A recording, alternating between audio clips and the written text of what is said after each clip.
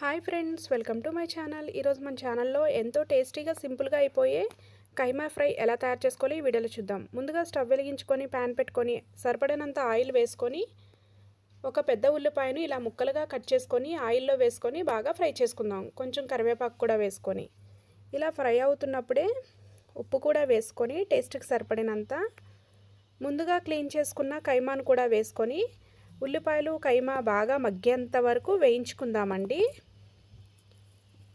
ఈ కైమాలోకి వెల్లుల్లిపాయ గుడ్లు కూడా ఒలుచుకొని వేసుకోవచ్చండి. నేనైతే వేయట్లేదు. చాలా బాగుంటాయండి వెల్లుల్లిపాయ గుడ్లు వేసుకోవడం వల్ల. ఇలా బాగా మిక్స్ చేసుకున్న తర్వాత 1 స్పూన్ అల్లం వెల్లుల్లి పేస్ట్ వేసుకొని బాగా మిక్స్ చేసుకొని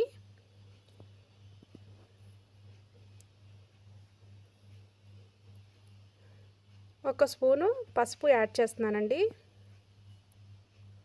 అలాగే 2 స్పూన్ల దాకా కారం, అలాగే 1 స్పూను గరం మసాలా పొడి వేసానండి. ఆ క్లిప్ అనేది మిస్ అయింది.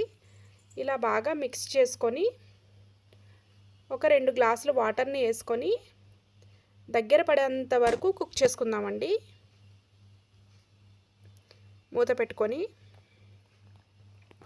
ఈ కైమా కూరలోకి బీరకాయ కూడా వేసుకుంటే చాలా బాగుంటుందండి. మూత తెరిచి ఇప్పుడు చూసారా ఇంకా వాటర్ అనేది ఉంది.